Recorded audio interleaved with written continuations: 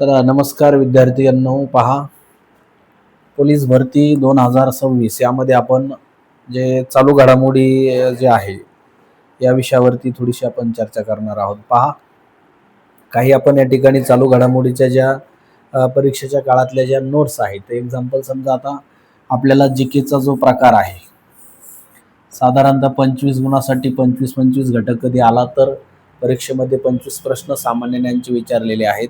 त्यामध्ये चालू घडामोडी हा जो भाग आहे अतिशय महत्त्वाचा आहे. आता चालू घडामोडीच्या बाबतीत म्हणल्यावर आपल्याला माहिती आहे वर्षभरात 6 महिन्यात किंवा चालू महिन्यामध्ये असतील हे जे घडलेल्या ज्या घटना आहेत त्याचा आढावा या ठिकाणी आपल्याला चालू घडामोडीमध्ये घ्यायचा. पहा, चालू घडामोडी.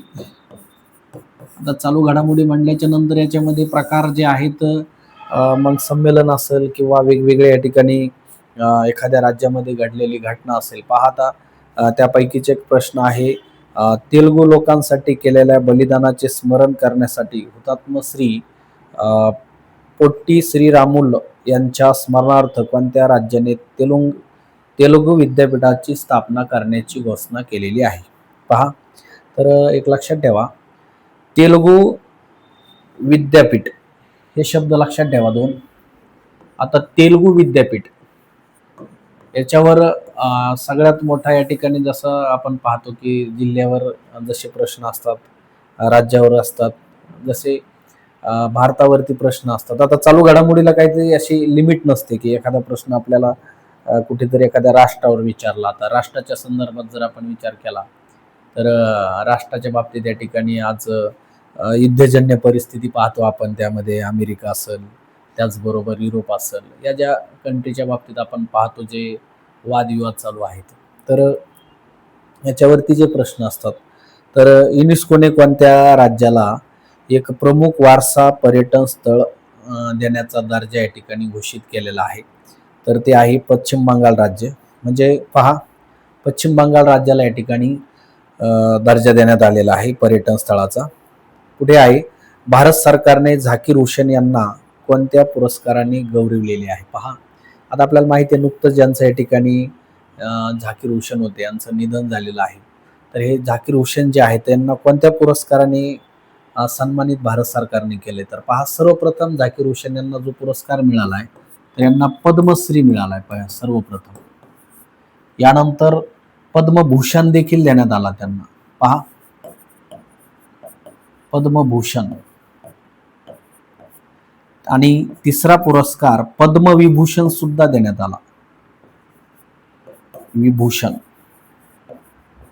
पहा, म्हणजे एकूण 4 पद्मापैकी जसं आपण पाहतो की भारताचे सर्वोच्च या ठिकाणी असणाऱ्या पुरस्कारापैकी पद्मश्री, पद्मभूषण, पद्मविभूषण आणि भारतरत्न हे जे 4 पुरस्कार आहे त्यापैकी 3 पुरस्कार झाकीर हुसेन यांना दिलेला आहे. झाकीर हुसेन मध्ये तबल्यामध्ये या ठिकाणी जसं आपण पाहतो की या ठिकाणी फार मोठं नाव या ठिकाणी भारतामध्ये झाकीर हुसेन यांचं तबल्याच्या बाबतीत घेतलं जातंय, कारण ते फार प्रसिद्ध संगीतकार होते. तर प्रख्यात जसा प्रश्न विचारला जाऊ शकतो की तबला वादक जे आहेत झाकीर हुसेन हे कोणत्या घराण्याचे तबला वादक होते असा प्रश्न आहे. पहा, संगीतामध्ये घराणे असतात, त्यापैकी एक घराणं या ठिकाणी असणारं पंजाब नावाचं जे घराणं होतं, या घराण्याचे या ठिकाणी ते प्रसिद्ध तबला वादक होते. म्हणजे पंजाब घराण्याचे असणारे झाकीर हुसेन हे या ठिकाणी पाहतो आपण की तबल्याच्या बाबतीत फार जसं आपण पाहतो की 7 समुद्रापलीकडे या ठिकाणी त्यांचं नावलौकिक आहे. त्यानंतरचा प्रश्न आहे, देशातील 56वा व्याघ्र प्रकल्प कोणता ठरला आहे? पहा, 56वा व्याघ्र प्रकल्प. आता व्याघ्र प्रकल्पाच्या बाबतीत देखील या ठिकाणी प्रश्न विचारण्यात आलेले आहेत आणि IMP क्वेश्चन आहेत काही, कारण 56वा व्याघ्र प्रकल्प या ठिकाणी विचारला जाणार आहे. कारण हे जसं आपण पाहतो की नवीन काही प्रश्न जे असतात जे नव्याने स्थापन झालेले आहेत याच्यावर 100% प्रश्न असतो.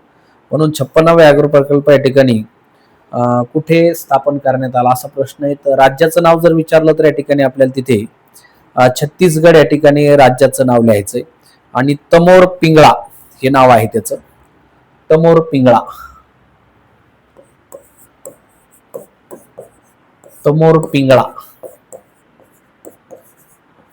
हा व्याघ्र प्रकल्प आहे आणि हा छत्तीसगडमध्ये या ठिकाणी स्थापित करण्यात आलेला आहे. त्यानंतर 57वा व्याघ्र प्रकल्प जो आहे तर हा मध्य प्रदेश राज्यामध्ये स्थापन करण्यात आला. रातापानी व्याघ्र प्रकल्प नाव आहे त्याचं. पहा, 56 नंतर 57वा व्याघ्र प्रकल्प मध्य प्रदेश MP मध्ये स्थापन करण्यात आला आणि राताराणी नाव आहे त्याचं. राताराणी. पहा, प्रश्न या ठिकाणी व्याघ्र प्रकल्पावर प्रश्न आला की गॅरंटीने 2 प्रश्न येणार. कारण पहा, या ठिकाणी 56वा आणि 57वा. 56वा विचारला छत्तीसगडमध्ये, तमोर पिंगळा नाव आहे त्याचं. त्यानंतर 57वा MP मध्ये मध्य प्रदेश, राताराणी नाव आहे त्याचं. म्हणून अशा पद्धतीचे प्रश्न आपण या ठिकाणी लक्षात ठेवायचं. पहा, चालू घडामोडी असेल किंवा कुठला एखादा प्रश्न असेल तर आपल्या पोलीस भरतीसाठी त्याचे ठळक वैशिष्ट्य विचारलेले असतात. एकतर ते कुठे, कधी स्थापन झालं, कोणी केलं, या बाबतीचे प्रश्न असतात. कोणत्या राज्यात आहे आणि कोणत्या देशात आहे, हा प्रश्न या ठिकाणी विचारलेला आहे. त्यानंतरचा प्रश्न आहे, आता सामान्य ज्ञानचा प्रश्न आहे घडामोडीमध्ये, जागतिक व्याघ्र दिन कधी साजरा केला जातो. आता व्याघ्र प्रकल्पावर प्रश्न आहे तर व्याघ्र दिन या ठिकाणी विचारला जातोय. तर 29 जुलै हा व्याघ्र दिन या ठिकाणी पाळला जातोय. पहा, व्याघ्र दिनावर प्रश्न विचारला तो 29 जुलै हा घ्यायचा आहे. तर आपल्याला जसं आपण पाहतो की वेगवेगळ्या बाबतीतल्या ज्या घटना आहेत, घडामोडी आहेत, वेगवेगळ्या आहेत. एकंदरीत या पद्धतीचे प्रश्न चालू घडामोडीमध्ये या ठिकाणी विचारलेले आहेत.